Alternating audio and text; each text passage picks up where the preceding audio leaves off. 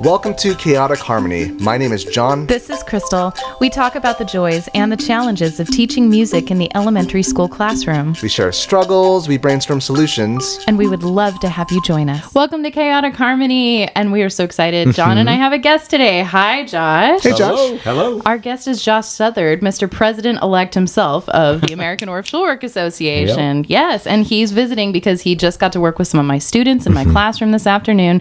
He led a professional development for the Chula Vista Elementary School District teachers. Thank you, Save the Music, for sponsoring that.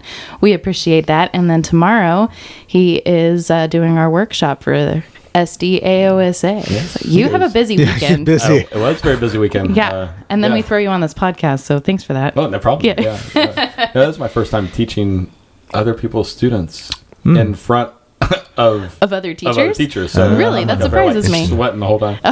Well, you did great. You They loved you. I loved it. It's great. It's good stuff. Yeah, they were all just looking up at you like, wow. Yeah. I'm like, see, I'm not the only one who does this stuff, guys. That's right. Yeah. There's more of us. There's more of us. There's more. Yes. Yeah. They one of them looked at me and said, "Who are all the people here?" Ms. Pridmore said, "They're my friends. It's okay." Yeah, it's all good.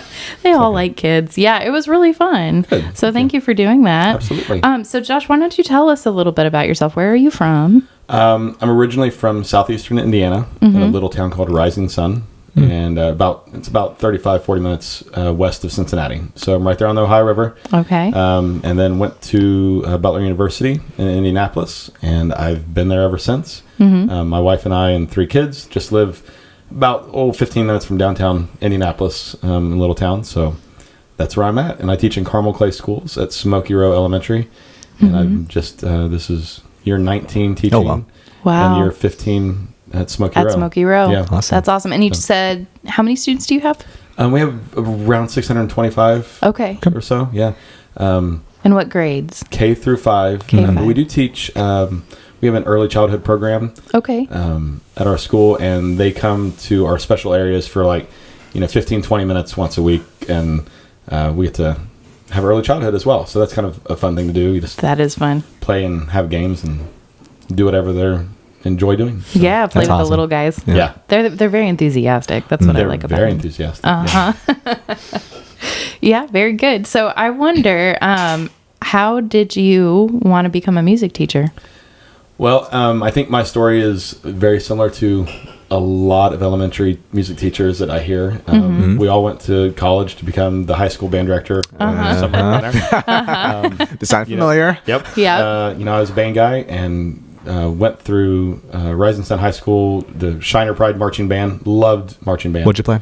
Trombone. Yes. Do I not have low brass written all over me? I mean, sometimes I'm surprised. I have a friend of mine. You would not think of her as a trumpet player, but alas, she played trumpet. So trumpet. Cool. Everybody's like, oh, yeah, pegged you as a low brass. But yeah, so loved marching band. And then so I went to Butler to become, band director.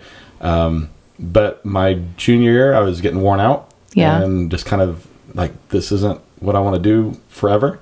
As much as I love marching band. But, you get into you also have to talk about budget and parent organizations and all this and buying uniforms. I'm like, I don't want to do that. So I had scheduled an appointment with my advisor to drop my major.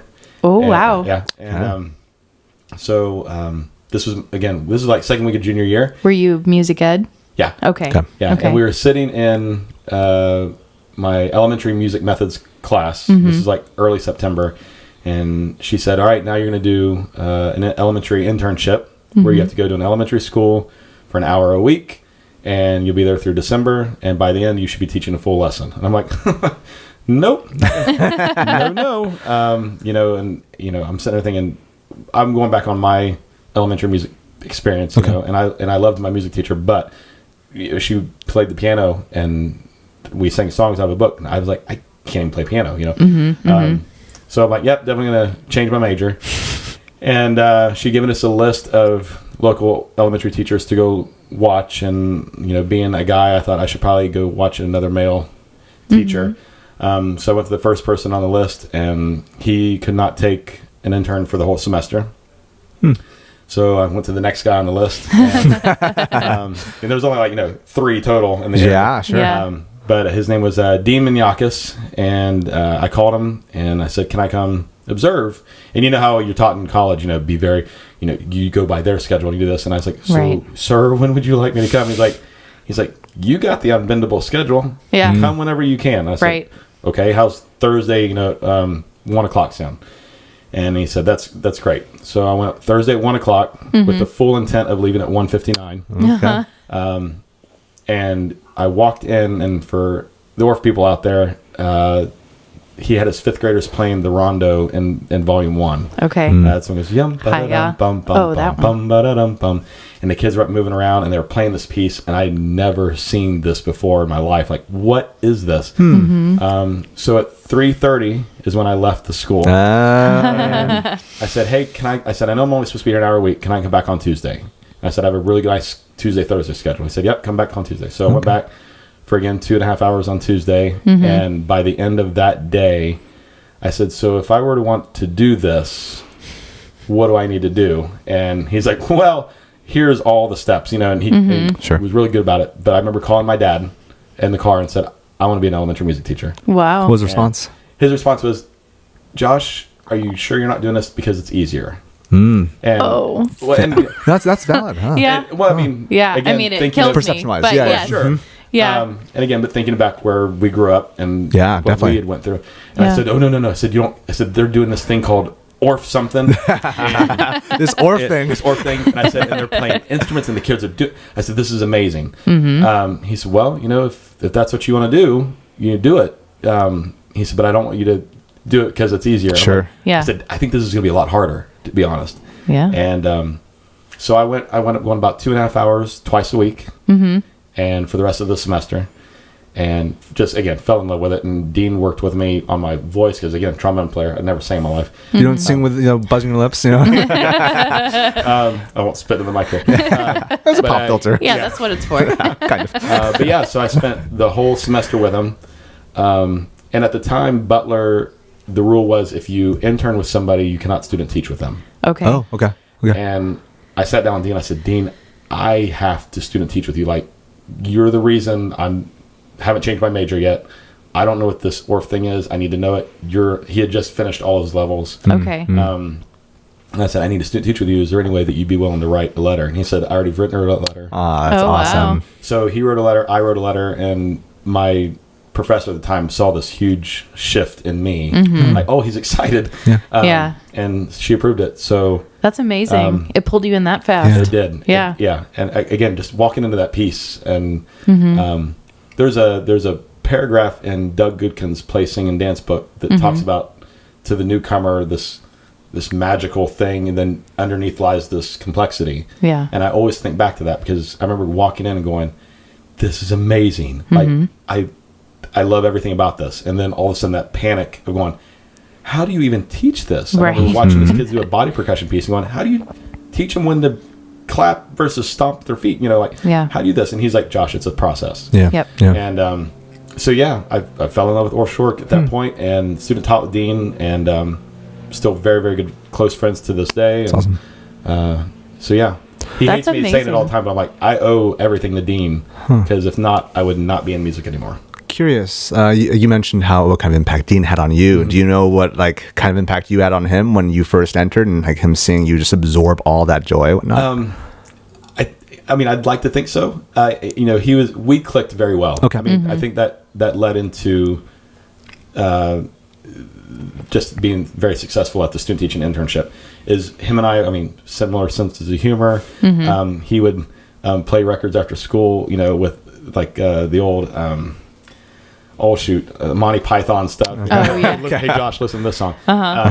So we just clicked, that way. But he wrote me an email because Butler does 9-week student teaching. So you would student teach in 2 phases. Okay. And I did elementary and middle, and I wanted to see how the kids started the year off. So I did elementary first.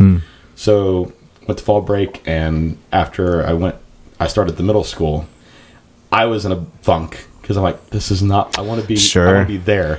Yeah. And I want to go next door. And I had amazing cooperating teachers from. I mean, they were wonderful, and I felt bad, but at the same time, I was like, I'm not happy here. Yeah. Yeah. And he wrote me an email and said, I had to leave the building today and go back in again because it just didn't feel right that you weren't here. So, so we connected. That's really sweet. It was, yeah. Yeah. We both bonded very well. So, Yeah. So That's cool. amazing. Yeah. There's the story. I remember walking into my first Orff Schulwerk classroom and just the joy and the concentration on the kids' faces. I was like, what is this? Well, Yeah. and Dean was just, I mean, up and moving around. I mean, Yeah. like, I didn't see it in the year and a half that I spent with him overall. I didn't see him ever sit down at his desk. I mean, until after school. He was always up and moving around. I mean, the kids were here, and then they were over here, and you know, for those of us who hate sitting in a chair for longer than 2 or 3 minutes, I was like, this is fantastic. Yeah. And I mean, I remember how quickly the time went by. Yeah. You know, like, 50 minutes is gone. Oh, okay. All right. You know, and it just feels like you had just started the class with them. So yeah, it was a life-changing experience. And, you know, like I said, I owe my career to Dean. Yeah. That's an amazing story. I don't know what I'd be doing at this point. Yeah. Just out of curiosity, you mentioned your elementary music teacher. Like, what approach would you describe her doing? Was it similar to Orff, but on the piano, or was No, it? Yeah, it was. I mean, it was. And like, again, I enjoyed it, but Yeah. it was very old school. Sure, I mean, sure. and she sat at the piano, and it would be turn to page 35 in your Share the Music book, or Okay. Macmillan McGraw, and we would sing for the half hour that we would have those. I remember getting up and doing Farmer and Adele a couple of times. But that was really it. I mean, and even the music room was half of a room. okay. So if you kind of imagine like Crystal's room, now split it in half, and the front half was the music part where there were the 2 rows of chairs and the piano. The back room was like a storage area for the rest of the school. So, Okay. you know, and that was it. And I don't really remember a whole lot about it, but, you know, It was there. a small school, small town, and she played piano, and she was wonderful. I mean, she accompanied all of us at, you know, she was the accompanist at a solo and ensemble every year for every single person, 6 through 12. Oh wow! So yeah, Bless her heart. Like, Mrs. Kittle, please. She's like, yep. And she was a wonderful person. Yeah. But, you know, so when you grow up thinking, though, that elementary music is Right. sit at the piano and sing, I'm sitting there going, well, my piano skills are, you can look at my transcript. Yeah. Right. Nothing to write home about, but Right. Well, and we've talked about before how, you know, high school band is usually, you know, the most recent memory, and it just hooks you because you're at that age. Right. You finally have the skill level to And be able community to it do cool builds. stuff. Yeah. Yes. You make all of your friends there, and you want to be the person to do that. And then you realize, oh, I will never have a Friday night ever again if I do this job. Yeah. Yeah. And there's all this travel involved, and Uniforms, as you mentioned. yeah, uniforms and costs, Logistics and all more so. kinds of stuff. Well, now yeah. keep in mind, I mean, I grew up in Indiana, so like driving around on a Saturday in southern Indiana is gorgeous. Yeah. The weather Yeah. is gorgeous. I mean, like, it's one of those, like, I loved every aspect about it. Yeah. And you know, there was only, you know, 65. I mean, again, small school, so there was 65 in my class, Wow. Oh, wow! Wow! Yeah. and 65 in the band. 65, 70 is what we averaged. Wow. So, you know, That's quite a percentage. Yes. Good. That's amazing. well, 65 in my senior class. Right. Even though, yeah. Yeah, but Oh yeah, but still. it's still Even then. good Of the yeah. school? Uh-huh. Yeah, because The we quarter of say school around there? here, what is it, 5% is the average around here for, like, involvement in a high school music program? It's pretty low. Just Yeah. went down home about 3 weeks ago. They dedicated the band room to my band director. He's retired. But Aw, they did, so, that's cool. Yeah, That so it is was really cool. nice for them to do that. Yeah. But yeah, he made a big impact as well. Yeah, And I it mean, if it sounds wasn't like for it. him, I wouldn't have went into music Definitely. to begin with. Yeah. You know, so Yeah. I love how you seem to understand right away what a complex process you had to learn Yeah. in order to teach that way. That's something that a lot of people don't get. It's like they see the final product and they expect to be able to go and just do it, you Yeah. know, and then they get frustrated. Yes. Yes. So I remember, again, it's, you know how some of those some conversations just, you remember every detail about them. Mm-hmm. And I remember I was sitting, you know, Dean had set his desk up in his room, where it was like a table, and then there was him where he would sit in his computer, and then on the other side of the table was where I'd sat. So it was almost like this situation right here, table. And I remember sitting there talking to him, and I had taught a lesson that was supposed to be 50 minutes. Uh-huh. And you know how it goes. I'm done in 30. Yeah. And and without missing a beat, he jumped up and finished the lesson. Without, I mean, did this, he did this, he pulled this song out, he did this. And I remember sitting there frustrated afterwards, like, in my head, I had this as 50 minutes. Yeah. And he's like, first time, he said, you figure out, he said, you'll get your pacing eventually. Right. And I said, but you just got up. I said, you didn't sit down last night and plan to cover 20 minutes. I said, you jumped up and you had this song ready and you had this activity and you had this game. I said, how? He'd also been teaching for a lot longer. Yes. He said, Josh, I've been teaching for 25 years. He said, I got stuff in my back pocket I could teach weeks on. And that was a big deal. I was like, but again, that acknowledgement of, okay, so I've got to really put, effort into this because I want to be able to do that. Right. Yeah. And have that in my back pocket, Right. But you had to go home. You had to write all weekend long on your what ended up being a 30-minute lesson so that you can get to the point where you're at now. Like there's no fast forwarding through that. No, I remember taking stacks of his books home and, just sitting and spending all day. I'd put football game on mute and I would sit there in front of my computer all day on Sunday and write my lessons. And I'd be up. I mean, if I got up and started at 10 o'clock in the morning, I'd be at it till 10 o'clock that night. And, but that's just something you had to do. Yeah. I was very fortunate that I got placed with such a masterful teacher, that right away my goal was, I want to do that. I want my kids to do that. And recognizing that, again, you're going to have to put the effort into it and the work into it to get to that point. Yeah. And if that means spending my whole weekend on a lesson plan, then that's what it's going to happen. That's what's going to happen. I won't say that I spent every waking moment at my computer, but pretty close, Sure. Again. But, that was pre-wife, pre-kids, and I could spend all day doing that. I mean, it wasn't a big deal. Yeah. But again, those first 5 or 6 years teaching, I spent a lot of time on my lesson plans. And part of it was to memorize the lesson so that I wouldn't have to keep looking at it. Right. And part of it was just, I want to be a good teacher. And that's going to take work. And it's not going to happen overnight. Yeah. And I still don't, I was thinking on the way here, I was like, I still, going to one AOSA conference and going to a couple of sessions and you realize, I wish I had that creativity. I wish I could do that. I wish I could do that. And that's me after, 18 years of teaching. So I don't feel like I'm even close to my full potential, which is still frustrating. Like, I was like, man, I wish I could do that. I wish I could. Yeah.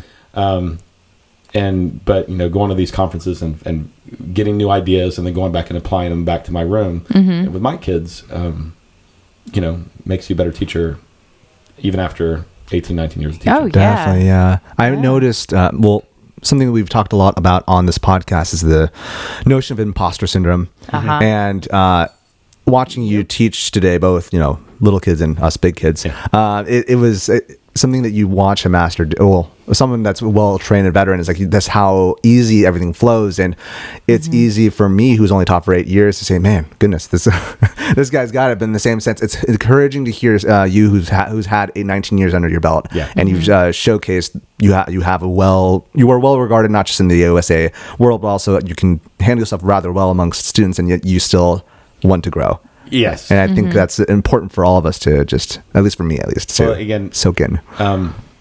Like I said, there's so many ideas out there that, that are available to any teacher. And, you could take it and apply it. And I alluded to animation today. Yeah. And that came from when AOSA had to go to the virtual conference in 2020.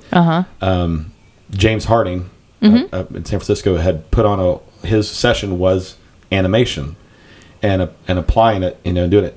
And I remember just sitting there thinking, like, if I'm going to try something, this is the year to do it. Especially when so much of what we could do normally was taken away from us. This is the year I'm going to try animation. So, and James is wonderful. Yeah, he is. I emailed him, I was like, hey, can we talk? And he's like, yep. So we talked for about an hour on the phone. Wow. And he walked me through everything. Because because I was like, I get the logistics, but like, how do you make sure that it lines up with the music? And you walked me through that formula that you got to figure out. And I went back and tried it with my kids, and it was like, oh, this worked. Like you go back, you're waiting for the big, like, oh no. Yeah, I didn't do it, but it worked. Clicked. And it's like, that was close. We were close. So we did that. We did one in the fall, and then we tried it again for the winter convocation that we did, because again we had to go virtual. So my 5th graders worked on this whole animation sequence, and I would just have kids out in my room. We'd be working on our music, but then I'd have a group in my closet. I'd say, okay, you have this part of the music that you're animating, so that I need pictures 97 through 148 go, and they knew the formula because we talked about it. So for those, we were there, so we saw it, but for our listeners, how do you use animation in a music classroom?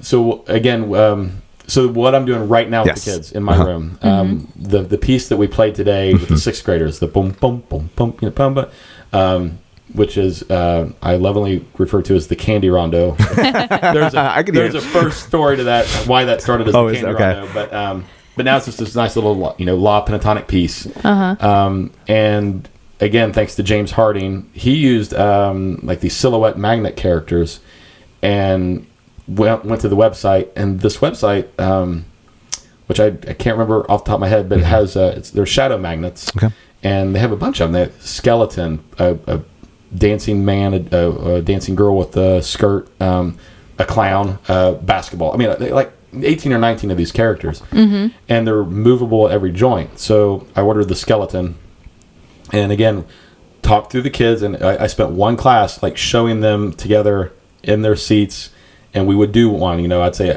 go up and move it. We'll take a picture. Go up and move it. Take a picture. And we did it as a class, and we did really like 8 beats worth. Which turned up again 64 pictures. Yes, and it's a lot. Once they saw that, and I said, so now every beat at this tempo we're playing is 12 pictures long. So 48 pictures. All you hear is boom, boom, boom, boom, boom, boom, boom, boom. That's 48 pictures. So that's how I did it. And so once I've taught the piece to the kids, and I'm kind of going into that next extension phase where we're going into the improvisation and that thing. That's where I'm sending kids into my closet. I have a nice setup in my room. I mean, I have a closet to do it.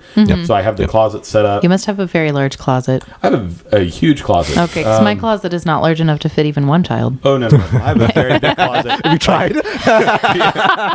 I mean, he keeps saying about kids in the closet. I'm like, squeezing 2 in there that one day, but no, I have a huge closet. So I have a little stand that I put, and I just use my phone because I use a stop motion app. I got to put it on airplane mode so that I don't get any text from my brother. Sure. But it's all set up, and the phone is looking down through this little hole in the stand, and I've got a couple of like nice lights. We turn the closet lights off. Have nice little spotlights.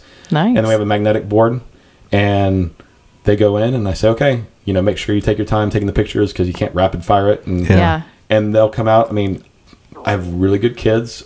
Yeah. 6 or 7 minutes later, a group will come out and say, did you get all 48? Yep.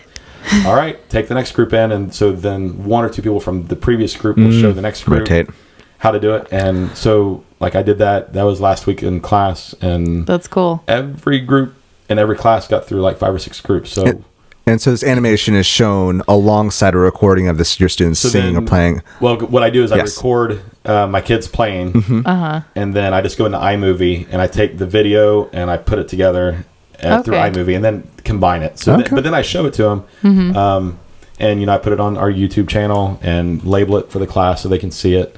That's really cool. It's a really cool little project that I've done with my older kids, and again, I would have never tried to do that had it not been for watching James Harding 2 years ago, and him talk me through that. Yeah. And so, but again, you got to reach out. And definitely. Yeah. That's why you can't be an island. You can't be an island. Right. One thing I've definitely noticed from watching you work with the kids and also us is like, you use a lot of technology in your, but it's well done. I feel like a lot of people utilize technology in a way of like, just to spice things up. But yours is very intentional, and it's very also, it helps amplify the actual lesson you're trying to teach. Right. It's not, the kids aren't just sitting on screens instead of playing the mallets. They're still getting all of that, you know, a FaceTime with each other and mallet dexterity, and they're learning how to subdivide, and it's not a replacement for. Right. Yeah. And the thing I like about the one that I did today, that rondo, is with my kids after the second week, you know, I'll make sure they're all comfortable with it, but I'll go, okay, I'm going to add one, and then I'll go up and hit the button and turn the screen off. Mm-hmm. All right, now play it. And they're like, but we need the music. No, you don't. No, You got it. You got it. I'll prove it here in about 30 seconds. Here, play. Right? And so, but yeah, it's just a kind of a means to get there. And, you know, for some kids need it, and some don't, but it's there if you need it. And, you know, like I was telling the kids today, through that process, I'm also giving you choices. If this step is too hard and too challenging for you, go back and do the previous step, because it's going to sound just fine, and we'll all be fine. So Yeah, it was my favorite thing is when you could tell the kids are having so much fun that they can't help but giggle a little bit, and that was happening in second grade, and it made me really happy. And also the older kids, the sixth graders, I kept having them come over, like after they would do something with the mallets, they'd look at me and like give me the eye. And, like, I'm like, yeah, I know, I saw. I got it. Yeah, I got it. My favorite side comment during the folk dance was you had them switch directions. I did, and this little guy goes, "Whoa, plot twist." It was sixth graders, I love it. I know. I was so great. I'm trying to make this as hard as I possibly can for you. So we're going to go to the right and to the left. Yep. So. Kind of break your brain. Yep. I know. That's right. I'm not done till it's melting out your ears. That's right. Did you do a lot of tech, like in your high school and college days, or were you like, would you consider yourself like before teaching well adept, or was it the teaching that kind of forced you into the technology world? Good question. I'm going to date myself here. You got to remember, when I was in high school, we didn't have technology. We didn't use it. I mean, like computers and such. They were just chiseling their papers on rocks. That's technology. That's why I need to differentiate. I mean, the most technology we did in high school was like, you know, you're going to use Word doc to write your paper on. But, you know, the internet was just coming up. Sure. Gosh, I sound so much older when I say this. But, you know, we didn't have cell phones until, I think my first cell phone was senior year of high school. Okay. I didn't have my first cell phone until college, so same, you beat me. Same. But, but that's when they were coming out, though. I mean, I'll put it that way. I was trying to give you a way out. But no, you know, again, that's the technology part. I need to credit to another teacher, Lisa Sullivan Odom. She was she played a big role, and still is playing a big role in especially when I was coming in Orff. Lisa was really responsible for bringing Orff Schulwerk to Indiana. Okay. Because of her and Joni Brandon, who's now in Denver, they're the ones that brought the first course to the Indiana area, because there was nothing. Their first levels course? Yes. Okay. I know that like Lisa, all that, the first group of teachers, they went to St. Thomas and got trained up there. Okay. Great. But then they came back, and Lisa was the one that said, "Hey, we need to get this in Indiana." Yeah. So while I was student teaching dean, I was going to workshops led by Lisa. And the Orff workshops were actually at her school. Okay. But Lisa was big into PowerPoints and using those. So seeing how she used those, and Lisa's brilliant at that kind of stuff, by going from iconic notation to music notation, especially like first grade and second grade, where you're playing a game and you're seeing the, I don't know, like little shakers, you know, on the beats, and then she would hit a space bar and the shaker would turn to a quarter note. And so she would do that, and so as the kids were saying the rhyme or whatever, the quarter notes would pop up, and that's how she would introduce quarter notes. So I got a lot of that from her. Okay. And she led a Orff technology course back in 2005 or 6, I think. You know, that was part of the master's program at Anderson. Gotcha. You could do a Masters of Education with Orff emphasis, and all these little extra supplemental courses like Orff composition and Orff technology went towards your masters. So I, of course, you know, took all of those along with the, you know, Friar Robin's First Steps, and you know, all of my Orff levels went towards it. So but yeah, so I got a lot of technology from Lisa. Okay. So you kind of picked it up along the way, as opposed to like Yeah. And really, I mean, even my first 4 years teaching, we didn't have any projection system, or, I mean, I was still putting the CDs and the stereo to play. So I didn't even have that technology available to me until really my first year at Carmel, which was in year 5. Okay. So that's when I started. It's like, ooh, I can use just kind of playing around with it. Now. I have toys. Yeah. Yeah. So do you work with a lot of student teachers? Yes, you do. I've had a student teacher every year since 2009. Okay. So, and I know you teach levels courses. Mm-hmm. Yeah. So when you have teachers that you're working with who see what you're doing and you blow their brains apart and you, and you get that reaction of, I have no idea how to do this. Yeah. How do you break it down for them? First we sit down and have a very honest conversation. Like everything that you're seeing me do, you will not do next year with your kids. You may not do it for several years with your kids. I mean, that's how it's that's how it is. You have to build the kids up and get them to that level before you can start really playing with them. In those first few years, those kids belong to the previous music teacher. I can say that as far as classroom management and things like that. Like those older kids, they're going off of what the last teacher did.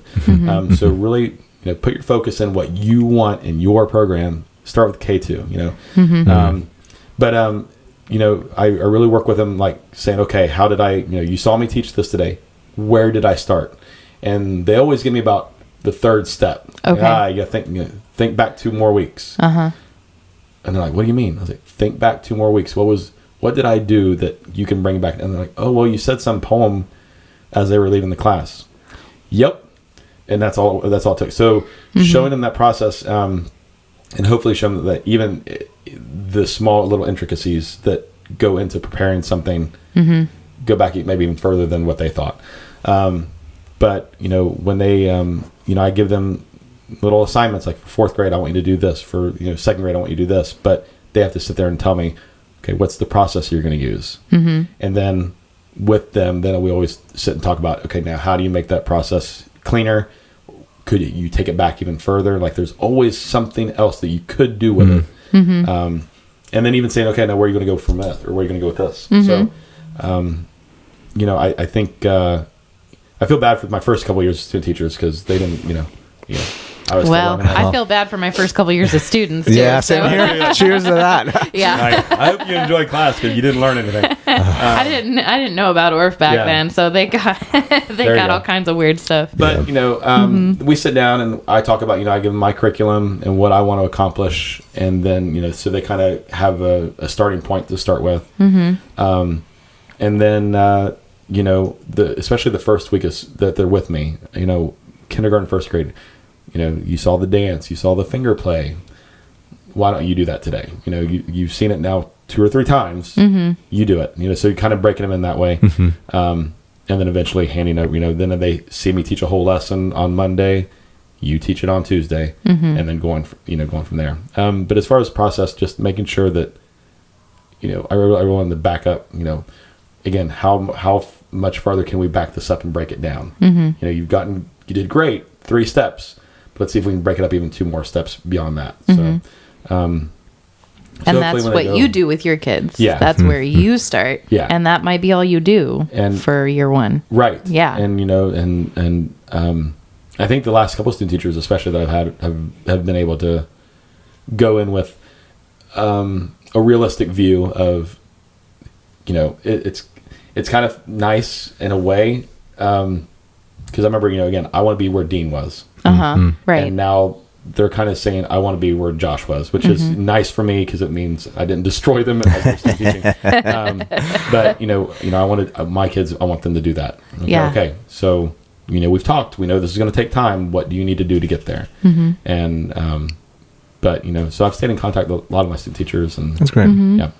Yeah. Nice. Yeah, that is really cool. I get them to levels. Hey, guess what? That's right. Next is level 1. I know. That's harder to talk people into, and I've been after all of mine too for the same thing. But Well, it's it's a lot of money. It is coming into it, and it's a lot of time. I think that's the bigger obstacle for a lot of people. But what I tell them is, it's so invaluable in so many ways. It just teaches you a new way to think. Yeah, and that's kind of where I tell them, okay, but you have to prioritize. and I realize, money's a hard thing and time is a hard thing, but at the same time, like, something's going to have to be sacrificed if you really want to be a good teacher, if you really want to be the best that you can possibly be, whether or not that's an Orff or Kodai or Dow. I mean, no matter what, you're going to need to make the time to get this training. Yeah. And like, with my wife and I, we kind of scheduled the wedding around Orff levels, and we got back from our honeymoon and then both went to level 2 and 3 that year. Oh, wow. And again, I'm not saying that's for everybody, but at the same time, like, we want to be good teachers, and part of that is getting trained and making that time available. And, that might mean not taking that one trip that you were wanting to, but you could take Yet. Yeah. You can take that. Yeah. I think if you want to have the biggest impact that you can have on the largest number of students, you need to continue to pursue excellence. Yeah. Yes. And so what are your priorities, as far as your career is concerned? And it's really understandable that some people just want to punch the clock and then leave. And it is a big sacrifice. It's going above and beyond, but I'm not content to just, drift through my days and follow, the book. There's and we could go on a soapbox on this. I mean, go there, get it out. The problem is, I'm gonna poke you. Would you like ivory or downy? But I mean, the problem in our profession is I can work as hard as I possibly can and be the best. I mean, I could be the best out there. I'm still going to make the same amount of money that another music teacher that doesn't do any of this is going to make. Yes. And in the corporate world, you work really hard and you get promotions and you get pay raises, and again, that's where you're going to go, I'm not doing it for the money, but at the same time, well, I still need the money. True. I still got to live. Yes. So, so I think that's of course an issue that we all know exists. Is that there's no it is a big issue incentive to be the best, and to be your best. Right. It has to be intrinsically motivated. I'm going to make the same amount of money that music teacher over there makes, and I know what they're doing. During your day job, yes. Yeah. But you also have an entire side career, as a levels teacher and giving workshops. And so I think that we all hit a point in our career where you have that decision to make where you can stay in your little bubble or you can grow. So there's like get out of your bubble and make friends and learn from other music teachers, and then there's get out of your bubble and your comfort zone and teach other people what you're good. And I think that we should be unapologetic about making the money that we are worth being paid to do that. I completely agree. And you're right. Taking that extra step and being, I remember taking level 1 and thinking at that time, like, I'd like to be a levels teacher someday. But at that point, I hadn't even presented at a chapter workshop. Sure. Okay. But at the same time, like, I don't feel like I should be presenting anything, at this point. But then, I would do my first chapter share workshop. The president, who's Sarah Hassler, she said, you get 45 minutes. Awesome. Can't wait. And you're looking at, you're going, oh, I got probably 60 minutes worth of material. I'll hurry and squeeze this in. 15 minutes later, I was done. I look at Sarah and go, I'm done. And she's like, what? I was like, with grown-ups, it goes faster than with kids. It does. But, I did my first chapter share and then tried a couple of state conferences. Yeah. And, did those. And the next thing you know, I got asked to, be a presenter at, I think it was the Mountain Laurel chapter in West Virginia was my very first, getting paid to go teach somewhere. Yeah. And they're a wonderful little chapter. And it was, kind of fell in love with that. So, and then, of course, going back and getting, working towards my apprenticeship and becoming a levels teacher. And I love teaching. I mean, I love teaching, the kids. The summers where you kind of become rejuvenated. Yeah. Which is odd to say, but you taught all summer. Yeah, but, you get to be, music making with adults and you're... Yeah. Orff levels are magic. Especially as a level 1 instructor, you're introducing level Orff to a lot of these people for the very first time who've never seen it, and you get to see the magic. Like, this was amazing, and just see the magic in their eyes, and it's like, that's what we're going for. Yeah. So and if we can get them excited to go back and teach, and then hopefully it pays off in their classrooms and ultimately for the kids. So. Yeah. And how incredible that your influence goes from 625 kids to thousands and thousands because you've poured into these new teachers. It's weird to think about that. It's incredible. I love to think about that when we're all at conference together and look around the room and just think like, we're like teaching 2 million kids here all together when we're all in this room. That just gives me goosebumps. So many people. There's nothing better to me than to get an email and say, hey, I tried this lesson that you taught us and my kids loved it. Can we do it for a program? And blah, blah. I'm like, yeah. Yeah. That's cool. You want to use one of my pieces, go for it. So it's, it's a really cool thing to feel and to see when you get that back from teachers. And I think, I don't know, the whole resistance, or not resistance, the apprehension is probably a better term towards like, that we're talking about the whole like improving yourself regarding like the worth and the money and element. Like, I really feel like entering the levels, you really see how much of an impact we're talking about you are to the greater scheme of things. Yeah. You're not just, as you were mentioning, you're not just 600 people, you're influencing a whole system of people. Yeah. And I think, and our goal is to make music education, not only fun for the kids, but for them to get something out of it. And that's not just, I know I'm an Orff person, but that's, Dalcroze, Kodai, all that stuff. I mean, whatever's getting these kids the best music education that we can get them is worth it. Getting that training and again, we talk about, working hard. Well, part of it's just, me. I don't know that I'd be able to one, I'm not going to be happy. If I'm doing the same thing over and over and I'm not I got you there. Else, I'm going to be just as bored as I would have been doing, something else or, being the middle school or high school band director that I was dreading, junior year. So it's like, again, you're always you want to be better. You want to try new things and it's going to require work and you're going to fail multiple times, but it'll eventually click and then it'll be worth it in the long run. And so your job can always be fun and interesting and not stale. Yeah. Which is so important for creative people. Yeah. Yep. Do you have any words of wisdom as far as to people who want to jump into something that's going back to the technology piece? Because that really stood out to me, and especially when we were in 2020 and everyone was trying to do something massive and huge. But that's not what you do. Everybody wants to be Eric Whitaker's virtual choir, elementary I version. squint my eyes at a certain but do you have any words of wisdom for people who aren't technologically adept and feel like this is way too daunting? But do you have any words of wisdom? Yeah. Well, first, I mean, the lessons that I saw coming out of some music teachers across the country during COVID was amazing.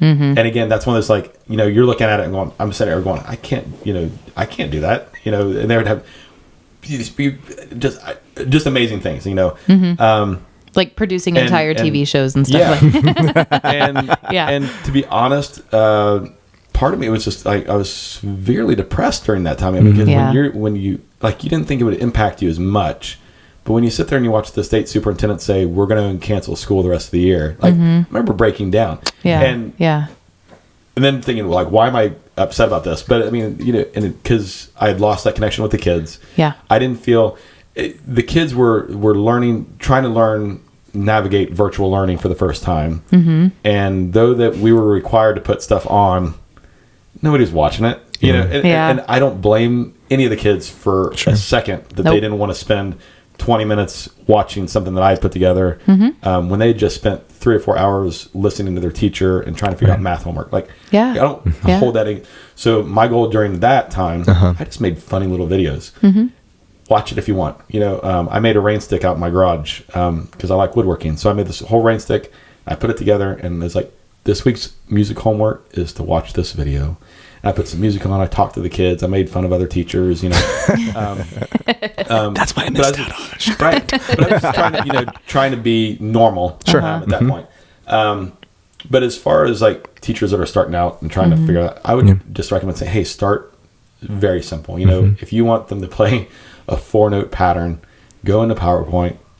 Create a couple of text boxes, put your letters in, show it in a melodic contour kind of way and see if the kids can play it and go from there. And that's all I did, is just starting and moving text. And I'm sure there's easier ways to do it, but I'm the I know PowerPoint. I'm going to use that. Google Slides is still like, to me, there's things I can't do in Google Slides. I just use my PowerPoint. But anyway, just starting very simple. And you know, I get asked, like, how do you do that notation that I had on the board? It's just lines that I create, and then you copy and paste 16 times.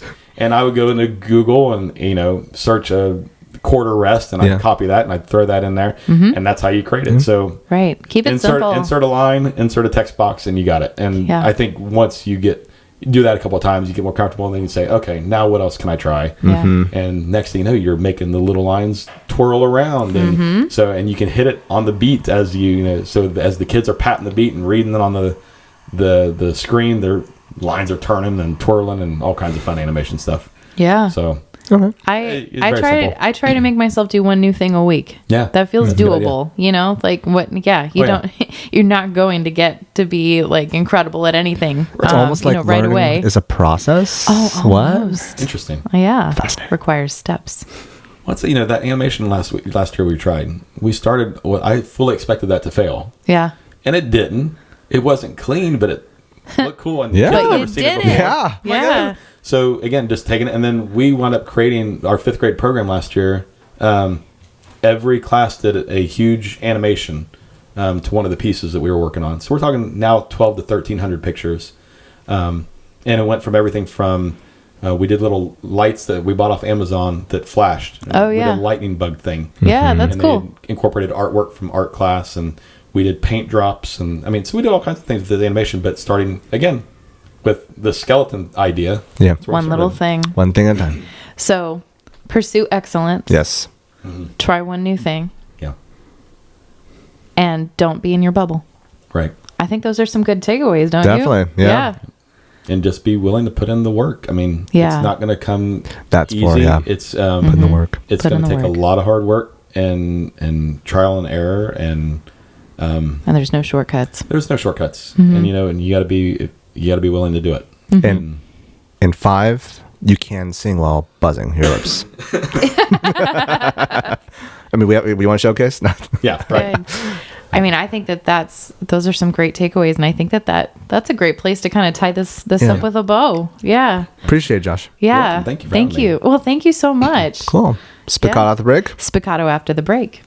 I want to take a quick break and thank my husband, Bryan, who's been working behind the scenes producing these episodes every week on all of the platforms and on time.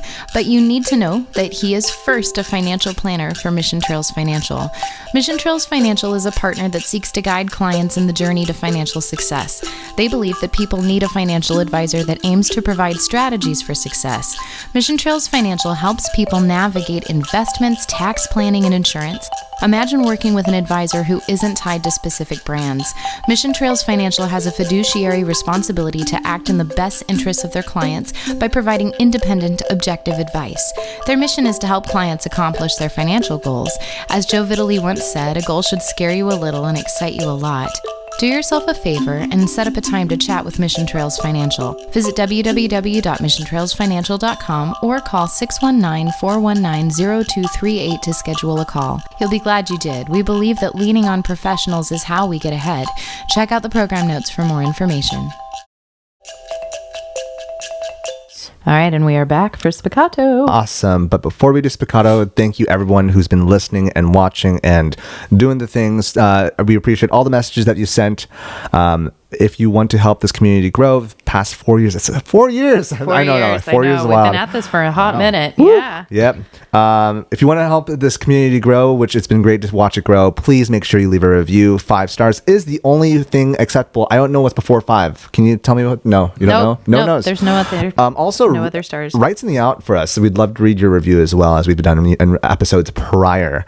Also, if you have any questions, feel free to email us at chaoticharmonyclassroom@gmail.com. Lastly, Patreon. Double lastly. Okay.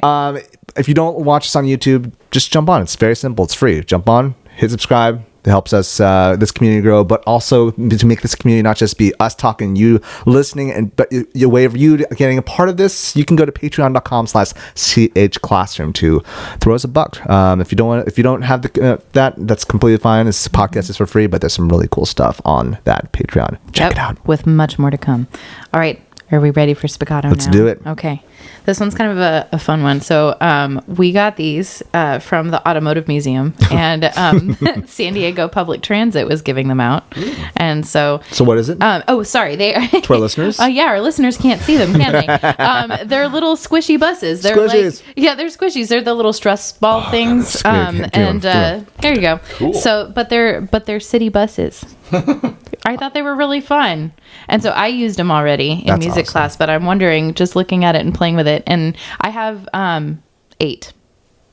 So what would you do with buses? First off, support your public transit, guys. Support your public transit. Yes, fight climate change. Take the bus. What would I do? Simply, this is a good way to introduce beat or maybe ideation almost. Like you can have 8 buses, each bus represents something else, and then you remove bus, then you're supposed to use that for ideation. So how would you do that? So you'd line them up in a row? Line up in a row. Mm-hmm. Maybe I can place something on top of it. I know we've never done a spiccato with something in the context of such, but maybe I can place maybe a stuffy on top of each one. Okay. Maybe a red stuffy on for the first 2 vehicles, and the third is a blue, and so you make a pattern. Like bean bags? Mm-hmm. Or you could park them on different colored poly spots. Right now I'm still ruminating. Josh, what about you? Well, I'm still processing. I think there's a mode of transportation chant in here somewhere. Oh. Mm-hmm. Like whenever, all the modes of transportation that you could use. Okay. You got city bus, you got what? Out here, Bicycle. We'd have trolley. Trolley. Train. You got a train that goes by a stoplight every Airplane. But exploring the rhythmic, the rhythms of each. So like bus. Subway. Got it. Okay. Trolley. And then having them create their own little patterns using that. Okay. That'd be where I'd start. Okay. That's I like cute. that. This is lo and behold the difference between 19 and 18 and 8 years of teaching. I gave them to every other kid in a circle, and we passed them to a steady beat, and the wheels on the bus go there you go. round There we go. and round. And then But they're a good size for passing too. yeah, they are, and they're very squishy. It's so squishy. Yeah, they're very satisfying. Now, do you give all the kids one and say, okay, now take a couple seconds and squish them and get them out of your system before we play this game? I did end the day with 7 buses and had to go track down the 8th. One of my buses drove too far away. Yeah. Hopefully fill up somewhere. Like, I can never trust you again. Yeah, I know. Well, guilt only goes so far with my kiddos. Yeah. And we also made rhythms with them. So I put 4 poly spots out, and they could either put 1, 2, or 0 buses in them. And then it was like little notation. Yep. Yeah. Mm-hmm. Yeah. I like. No triplets? No pentuplets? I didn't let them do that this time. Sometimes I do. No Sometimes I'll let them. I'm like, you want to put 4 sticks in there? Sure, fine. But it's going to be hard. If you had more of these, you could set them up like this. And then You could make a tower? Well, then, like stick notation. Oh, you could. Okay. You'd have to have a lot of those, though. You would. You'd have to have a whole bunch. And I don't know if I want to store them. Maybe the city of San Diego can donate. Yeah. Oh, hey, Sandag, you want to sponsor Chaotic Harmony? Please reach out to us at chaoticharmonyclassroom@gmail.com. Like 300 of your squishy buses. Thank you, please. Or also another thing, as you stack them up, as you're making this whole statue element, have kind of like how Josh Block did in level 2, where we had the frame drums, and we're supposed to create shapes based off of what we see With your body. with our body. Yep. Movement exercise with them. Yeah. There you go. Make a bus statue, and then everybody gives their body interpretation of the statue. And then we tell the students, do not do this in real life. Do not grab buses and stack them this way. Bad news bears. I don't think that's going to be a problem. You'd be surprised. You're teaching the superhumans over at Casillas Elementary. Keanu Reeves on speed dial. Oh, man. Keanu Reeves, will you please come on the podcast? Yeah, seriously. We hear you're a good dude. At CH Classroom. That's right. All right. We do have a round of the week. We do. Round of the week. Okay, so we're going to learn your version Yes. of Come Follow Me because it is different than our version. Yes, we sung the song before, but Josh Yeah. clearly shows before the episode there is more it turns or out difference to it. that folk songs have Josh variations. was already struggling with his voice. All right. No, it's all good. Just buzz it. It's Just all buzz good. it. There's Yeah. no judgment here. This is an accepting space. Exactly. So we starting it? Yep. Yeah. All right. You want? Yeah, how about let's you do echo it. echo it? Can we Yeah. echo it? Yep. 'Kay. We have, come follow, follow, follow, follow, follow, follow me. Come follow, follow, follow, follow, follow, follow me. Whither shall I follow, follow, follow? Whither shall I follow, follow thee? Whither shall I follow, follow, follow? Whither shall I follow, follow thee? To the green wood, to the green wood, to the greenwood tree. To the greenwood, to the greenwood, to the greenwood tree. There it is. Now we'll go together. Okay. Okay. Come follow, follow, follow, follow, follow, follow me. Whither shall I follow, follow, follow? Whither shall I follow, follow thee? To the greenwood, to the greenwood, to the greenwood tree. Okay. One. Okay. 1, 2, 3. Come follow, follow, follow, follow, follow, follow me.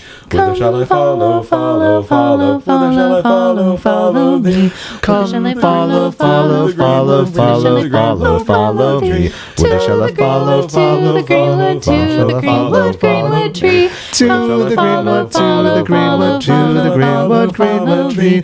Come follow, follow, follow, follow, follow, follow me. Whither shall I follow, follow, follow? Whither shall I follow, follow me? To the greenwood, to the greenwood, to the greenwood tree. I don't really know what I sang in the middle there. No, neither of us do. I'm pretty sure it wasn't actual notes.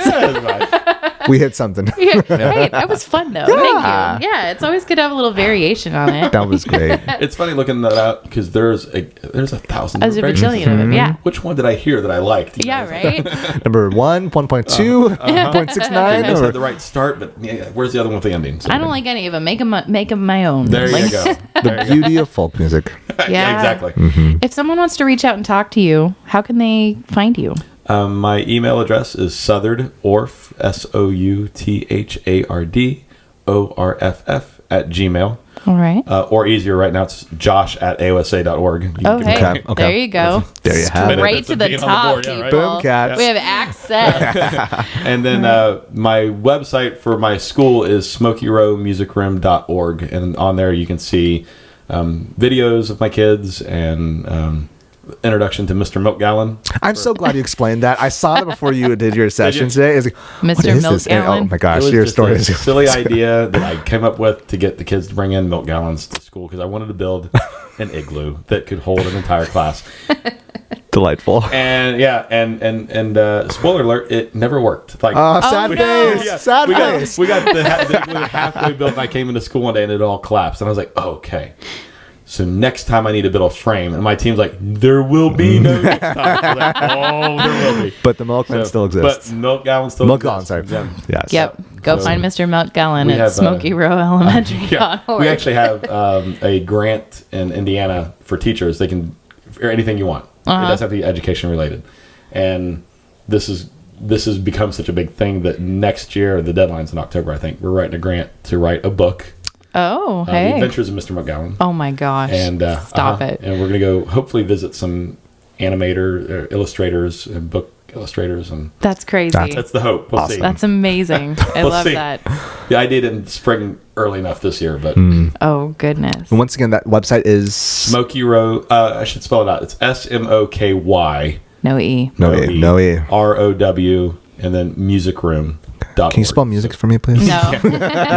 SmokyRowmusicroom.org. Awesome. Cool. Crystal, where can people reach out to you? You can find me at Mrs.Pridmore on Instagram. You can find me at Finny Vappa on Twitter. And you can find me at crystalpridmore.com. Awesome. And you can find me at Mr. Seligman, MrSeligman, on all the socials, Twitter, Instagram, TikTok, You can also find us at CH Classroom on all the socials except for YouTube, youtube.com/chaotic harmony classroom. And also, as we mentioned before, patreon.com/CH Classroom. Thank you so much, Josh. It's been great. Absolutely. Thank you. Yes, thank you. Bye. Bye. The Chaotic Harmony podcast is a joint project between Crystal Pridmore and Jonathan Seligman. You can find us online at chaoticharmonyclassroom.com. You can email us at chaoticharmonyclassroom@gmail.com and let us know what you think. Give us feedback about what you would like to hear in future episodes. We're on all the socials. Find us on facebook.com/chaoticharmonyclassroom.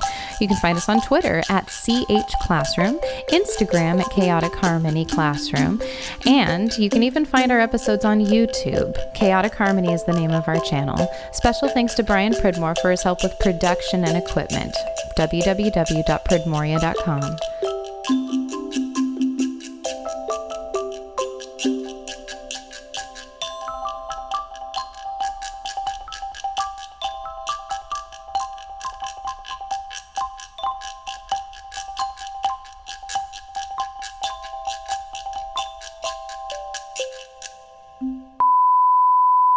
I play a big game with my team. Like, oh, I'm a big deal, blah, blah. So we're sitting in my room one day, and we're talking, and my media specialist says, don't give him, make his head any bigger than it already is. And she goes, he always says he's kind of a big deal. And my student teacher, without missing a beat, she's like, well, he kind of is. Yeah, right. Oh, thank you. Because I just done a couple presentations. Somebody's got to say it. That's right. It's like, Mrs. Pridmore, why are we always doing like PDs and and why are like with us, and why are there always cameras in here? And I was like, Davis, I'm a really big deal.